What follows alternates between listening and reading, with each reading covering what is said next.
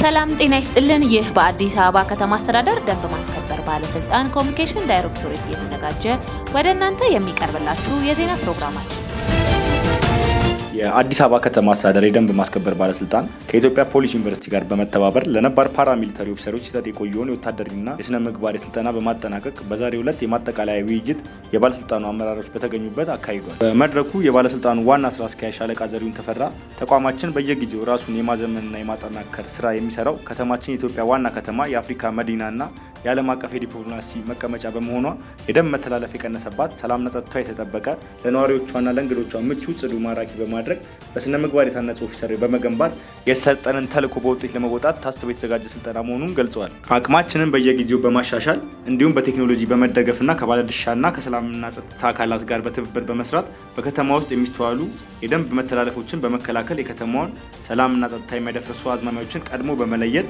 የህብረተሰቡን ደህንነት የማስጠበቅ ከፍተኛ ስራ የደንብ ማስከበር መስራቱንና በቀጣይም ተጠናክሮ መቀጠል እንደሚገባ ዋና ስራ አስኪያጁ ገልጸዋል። አክሎም ሰልጣኞች በስልጠና ቆይታቸው ያገኙትን እውቀትና ክህሎት በመጠቀም አገልግሎት አሰጣጥን በማዘመን ከብልሹ አሰራር በጸዳ መልኩ የሙያዊ ስነ ምግባርን በመላበስ የተጣለባቸውን ኃላፊነት በአግባቡ መወጣት እንደሚገባቸው መልእክት አስተላልፈዋል።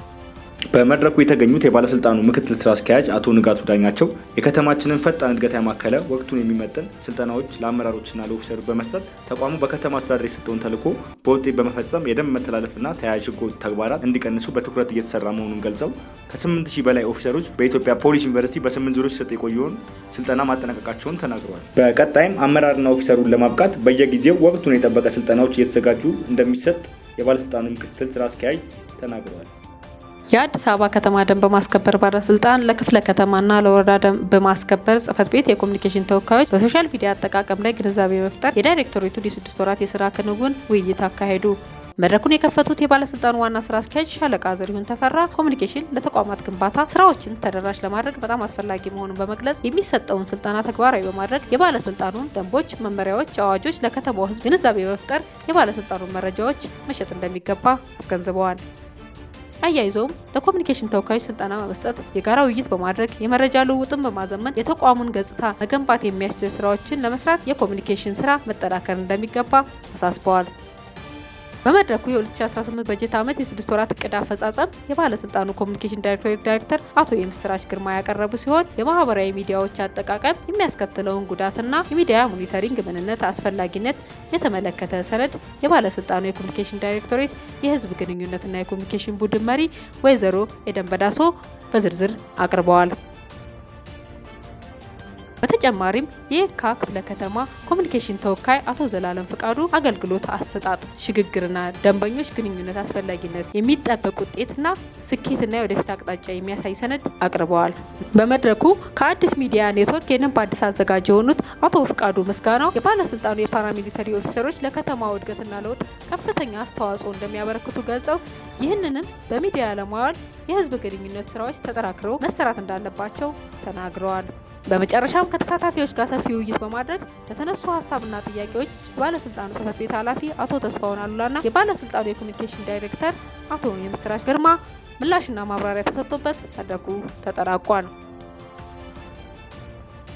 የአዲስ አበባ ደንብ ማስከበር ባለስልጣን ከሐረሪ ክልል ለመጡ የልዑካን ቡድን አባላት ስለ ባለስልጣኑ አጠቃላይ አደረጃጀት፣ የስራ እንቅስቃሴዎችና አሁን ላይ የደረሰበት ለመድረስ የተሄደበትን መንገድ በተመለከተ ልምድና ተሞክሮ አጋራ። የባለስልጣኑ ዋና ስራ አስኪያጅ ሻለቃ ዘሪሁን ተፈራ ልምድ ለመቅሰም ለመጣው ልዑካን ቡድን የባለስልጣኑ አጠቃላይ መዋቅርና አሁን ላይ የተደረሰበት አቋም ለመድረስ የተሄደበትን መንገድ ገለጻ አድርገዋል።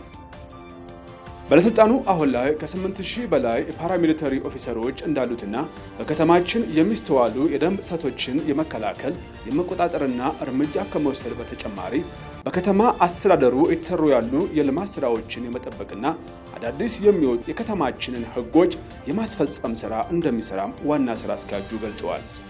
በልምድ ማጋራቱ ወቅት በምክትል ስራ አስኪያጅ ማዕረግ የስልጠናና ቅድመ መከላከል ዘርፍ ኃላፊ አቶ ንጋቱ ዳኛቸውና የክትትልና ቁጥጥር እርምጃ አወሳሰድ ዘርፍ ኃላፊ አቶ ከፍያለው ታደሰ ስለ ፓራሚሊተሪ ኦፊሰሮች ስልጠና አሰጣጥ፣ ለከተማው ሕዝብ ግንዛቤ ፈጠራ ስራዎች የሚደረግባቸው መንገዶችና በደንብ ጥሰቶች ዙሪያ በሚደረጉ ቁጥጥርና እርምጃ አወሳሰድ ሂደት አስመልክቶ ገለጻ አድርገዋል። የሐረሪ ክልል ደንብ ማስከበር ጽሕፈት ቤት ኃላፊ አቶ ኢብሳ አሊ በበኩላቸው ልምድ ልውውጥ ማድረጉ የተሻሉ አሰራሮችን፣ ተሞክሮችን በመውሰድ ለክልሉ በተግባር ውጤት ለማምጣት የሚያግዝ መሆኑን በመግለጽ በህገወጥ ግንባታ ለመከላከልና ለመቆጣጠር የተሄደበት መንገድ የፓራሚሊተሪና የሲቪል ሰርቫንቱን የዲሲፕሊን እርምጃ አወሳሰድ ላይ የሚሰራበትን መንገድ እንዲብራራላቸውም ጠይቀዋል። ለልምድ ልውውጥ ለመጡ አካላት ደንብ ማስከበር ከየት ወዴት የሚል የተዘጋጀ ሰነድ በባለስልጣኑ የስታንዳርዳይዜሽን ዝግጅትና አገልግሎት አሰጣጥ ክትትል ድጋፍ ዳይሬክቶሬት ዳይሬክተር አቶ ዳንኤል ቀጸላም ቀርቧል። በሰነዱ ስለ ባለስልጣኑ መስረታ አዋጅ፣ ደንቦችና መመሪያዎች፣ በተቋም አደረጃጀት፣ በአሰራር፣ በመመሪያ ዝግጅት፣ በሰው ኃይል አደረጃጀት፣ ስለ ፓራሚሊተሪ ኦፊሰር የስልጠና ሂደት፣ በከተማዋ የለሙ የመሰረተ ልማት ስለመጠበቅ፣ የተቋም ግንባታ ስራዎችና ዘመናዊ ቴክኖሎጂ ከመተግበር አንጻር እየተሰሩ ያሉ ስራዎችን በተመለከተ ባለስልጣኑ ያለውን ልምድና ተሞክሮ በዝርዝር አቅርቧል። በመጨረሻም ልዑካን ቡድኑ የባለስልጣኑን አጠቃላይ የቢሮ አደረጃጀትና በተለያዩ ክፍለ ከተሞች በመዘዋወር የፓራሚሊተሪ ኦፊሰሮች ስምሪትና የመስክ ስራ ክንውን ጉብኝት በማድረግ ልምድ ልውውጡ ተጠናቋል።